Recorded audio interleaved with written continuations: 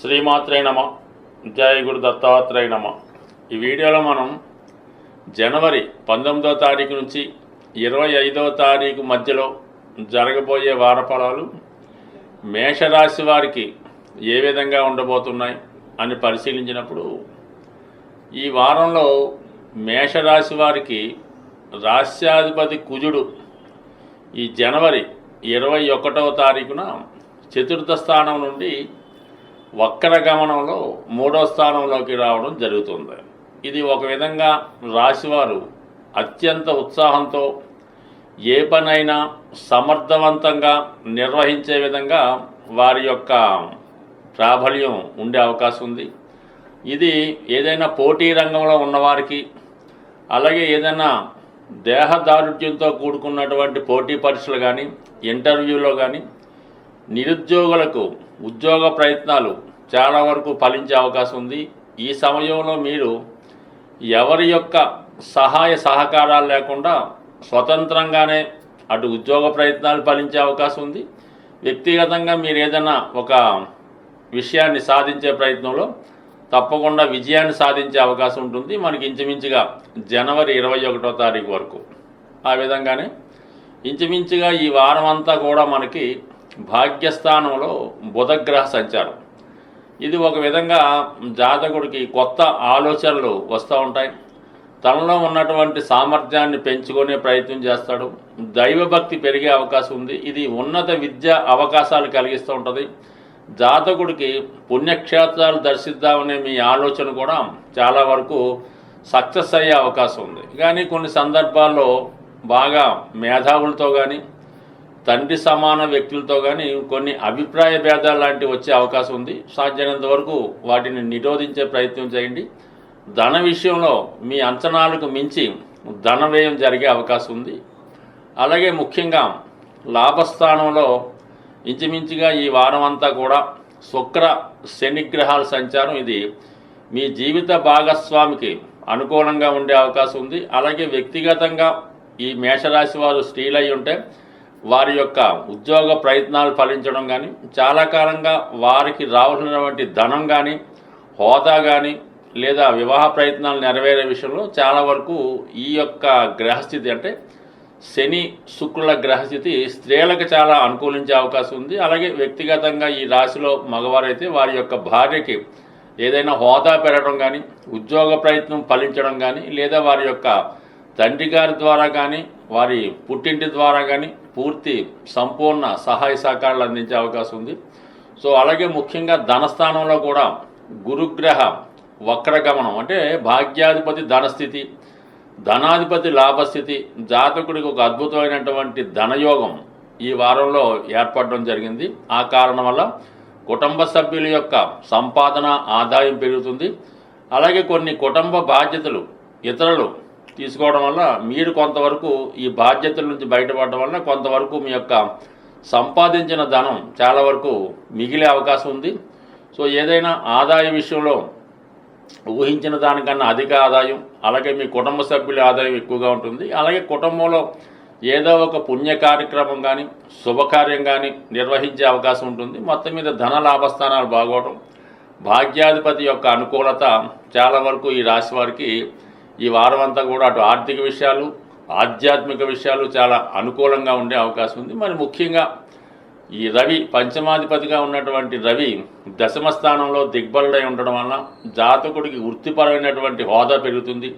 వృత్తిలో చాలా స్ట్రిక్ట్గా ఉండే అవకాశం ఉంది. అనూహ్యంగా ఏదైనా ఉద్యోగం మారదాము అనుకున్న వాళ్ళకి ఈ గ్రహస్థితి చాలా వరకు అనుకూలించే అవకాశం ఉంది. అంటే కొన్ని సందర్భాల్లో మీకు ఉద్యోగంలో హోదా పెరగడం కానీ, అదనపు బాధ్యతలు టెంపరీగా రావడం కానీ వచ్చే అవకాశం ఉంది. ముఖ్యంగా కొత్త ఉద్యోగ ప్రయత్నాలు చేస్తున్నటువంటి నిరుద్యోగులకి మరి రవి యొక్క స్థితి కూడా చాలా అనుకూలంగా ఉంది. ఓవరాల్గా మరి ఈ వారం గ్రహస్థితి మేషరాశి వారికి నూతన అవకాశాలు రావడం, వ్యక్తిగత సామర్థ్యం పెరగడం, ఎవరి సహకారం లేకుండానే అటు ఆర్థిక పరంగాను అలాగే ఉద్యోగపరంగాను మంచి అభివృద్ధి రావడం జరుగుతుంది. యాజిటీజ్గా 12వ స్థానంలో ఉన్నటువంటి రాహు ఇతరుల యొక్క రాంగ్ డైరెక్షన్ వల్ల కొంత నష్టపోయే అవకాశం ఉంది. ఇతరులను నమ్మి ఏ విషయంలో కూడా కొనడం కానీ, అమ్మటం కానీ, ఎవరికైనా ధనం ఇవ్వడం కానీ చేయడం వల్ల నష్టపోవడం కానీ, మోసపోవడం కానీ జరిగే అవకాశం ఉంది. కాబట్టి ఈ ఒక్క విషయంలో జాతకుడు జాగ్రత్తగా ఉంటే మిగతా విషయాలన్నీ అనుకూలంగా రావడం జరిగింది. చాలా వరకు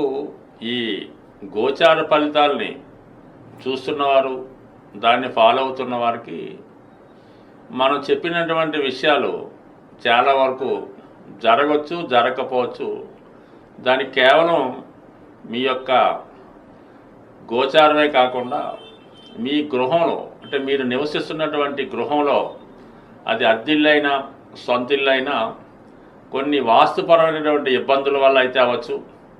అలాగే కొంతమందికి, కొన్ని రాసుల వారికి, కొన్ని వర్గుల వారికి కొన్ని దిక్కులు ఇబ్బందికరంగాను అనుకూలంగా ఉండే అవకాశం ఉంటుంది. అంటే మనం అనుకూలమైనటువంటి ఫేసింగ్లో మెయిన్ గుమ్మం ఫలానా దిక్కులో ఉన్నప్పుడు కొంతమందికి అనుకూలించే అవకాశం ఉంది. సాధారణంగా మనం గృహంలో నివసిస్తున్నప్పుడు ఆర్థిక పరంగా చాలా ఇబ్బందులు పడుతున్నాం, అప్పులు ఎంత కష్టపడినా తీరడం లేదనుకున్నప్పుడు ఖచ్చితంగా గృహంలో వాయువ్య దోషం ఉండే అవకాశం ఉంటుంది. అలాగే ఉత్తర దిక్కు కూడా కొంతవరకు దోషం ఉండే అవకాశం ఉంటుంది. కాబట్టి దాన్ని సరిచేసుకోవడం వల్ల కొంతవరకు ఆ సమస్య నుంచి బయటపడవచ్చు. అలాగే గృహంలో తరచూ భార్యాభర్తల మధ్య గొడవలు జరుగుతున్నాయి. ముఖ్యంగా భర్త, ఆ ఇంటి యజమాని వ్యసనాల పాలై ఏదో ఒక బలహీనతకి, తాగుడో వ్యభిచారం ఇంకోటో చేస్తూ భార్యని ఇబ్బంది పెట్టడం, అలాగే భార్య కూడా ఏదో ఒక అనారోగ్య సమస్య వల్ల వైవాహిక జీవితానికి, అంటే వారి యొక్క సంబంధానికి దూరంగా ఉండడం జరుగుతూ ఉంటుంది. అంటే ఆ గృహంలో ఖచ్చితంగా ఆగ్నేయపరమైనటువంటి దోషం ఉండే అవకాశం ఉంది. అంటే ఆగ్నేయలో ఏదైనా దోషం కానీ, వాటర్ ట్యాంకులో, సెప్టిక్ ట్యాంకులో ఇలాంటివి ఉండడం వల్ల, ఆ వంటింట్లో సరైనటువంటి వెలుతురు లేకపోవడం వల్ల కొన్ని ఇబ్బందులు ఆగ్నేయంలో ఉంటే ఇటువంటి ఇబ్బందులు తరచూ వస్తుంటాయి. ముఖ్యంగా ఆ గృహంలో ఉన్నటువంటి ఆడపిల్లలకి వివాహం వాయిదా పడుతూ ఉంటుంది. ఇక ఈశాన్య దోషం ఉన్నప్పుడు ఆ గృహంలో ఎన్ని పూజలు చేసినా, ఎన్ని వ్రతాలు చేసినా కూడా ఎటువంటి ఫలితం ఉండదు. ఆ కుటుంబంలో మగపిల్లలు నిరుద్యోగులుగా ఉంటారు, తండ్రి గారితో విభేదాలు వచ్చే అవకాశం ఉంది. అటువంటిప్పుడు ఈశాన్య దోషాన్ని సరి చేసుకోవలసి ఉంటుంది.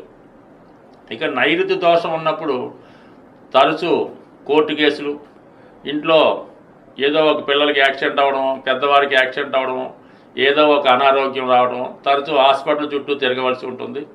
అటువంటిప్పుడు నైరుతి దోషం ఉందని గమనించి దాన్ని సరి చేసుకోవలసి ఉంటుంది. అలాగే ఆ కుటుంబంలో వివాహం అయింది, కొత్తగా 5 సంవత్సరాలు 6 సంవత్సరాలు అయినా కూడా వివాహం జరిగినా కూడా సంతానం కలగడం లేదు అన్నప్పుడు కూడా మీకు నైరుతి దోషం ఉండొచ్చు. లేదా నైరుతి వీధిపోటు లాంటివి ఉండడం వల్ల కూడా ఆ వంశం అక్కడితో ఆగిపోయే అవకాశం ఉంది. అలాగే ఈశాన్యం ఎటువంటి ఇబ్బంది ఉన్నా కూడా మరి ఆ వంశం అభివృద్ధి చెందకుండా ఉండే అవకాశం ఉంది. ఎప్పుడన్నా సరే ఒక గృహంలో ఈశాన్య దోషం ఉంటే కంపల్సరీగా నైరుతి దోషం ఉంటుంది. ఆగ్నేయ దోషం ఉంటే వాయువు దోషం ఉండే అవకాశం ఉంది. ఇక వాయువు దోష ప్రభావం అంటే ఇంట్లో ఏదో లవ్ అఫేర్స్, అక్రమ సంబంధాలు ఉండే అవకాశం ఉంది. అలాగే ఈశాన్యం దోషం వల్ల ఆ ఇంట్లో ప్రథమ సంతానం మీద, ఆగ్నేయ దోషం వల్ల ద్వితీయ సంతానం మీద, వాయువు దోషం ఉంటే తృతీయ సంతానం మీద ఎక్కువగా ప్రభావం చూపించే అవకాశం ఉంది. ఒక గృహంలో తూర్పు కంప్లీట్గా స్ట్రగుల్ అయినప్పుడు, తూర్పు సంబంధించిన ఈ దోషం ఉన్నప్పుడు కేవలం ఆ గృహంలో స్త్రీ సంతానం మాత్రమే కలుగుతూ ఉంటారు. అలాగే ఉత్తర దిక్కు ఏమాత్రం వాస్తుపరంగా ఇబ్బందులు ఉన్నా, టాయిలెట్స్ వంటి ఉన్నా కూడా మరి ఆర్థికపరమైన సమస్యలు, అలాగే ఆ కుటుంబ యజమానురాలకి, స్త్రీకి ఏదో ఒక అనారోగ్య సమస్య, ముఖ్యంగా పిల్లలు నిరుద్యోగులుగా ఉండడం, ధనం సంపాదించకపోవడం, ప్రతి విషయానికి కూడా ఆ కుటుంబ పెద్ద మీద ఆధారపడి ఉండడం, ఏదైనా వాస్తుపరమైనటువంటి దోషాలు చాలా వరకు జాతకుడి మీద ప్రభావం చూపిస్తూ ఉంటాయి. జాతకుడి యొక్క దశ బాగున్నంత కాలం వాస్తు పెద్దగా ఏమీ ఇబ్బంది పెట్టదు. ఎప్పుడైతే జాతకంలో చెడు గ్రహాల దశలు కానీ, ఏలినాడు శని మొదలగు లాంటి గోచార ప్రారంభమైనప్పుడు వాస్తు కూడా ప్రభావం చూపడం జరుగుతూ ఉంటుంది. బట్ రెండు కూడా ఏదైనా జీవితం బాగుపడాలి, మనం అన్ని విషయాల్లో అభివృద్ధి చెందాలంటే మీ యొక్క జాతకంతో పాటు కంపల్సరిగా మీరు నివసిస్తున్నటువంటి గృహం యొక్క వాస్తు కూడా సరి చేసుకోవడం వల్ల అటు కుటుంబంలో అందరూ కూడా క్షేమంగా ఉండే అవకాశం ఉంది. ఒకసారి ఇటువంటి ఇబ్బందులు ఉన్నవారు మీకుగా పరిశీలించుకోండి. మంచి శాస్త్రజ్ఞుడు చూపించి సరి చేసుకుంటే మరి రాబోయే రోజులు అదృష్టంగా మారే అవకాశం ఉంటుంది. స్వస్తి.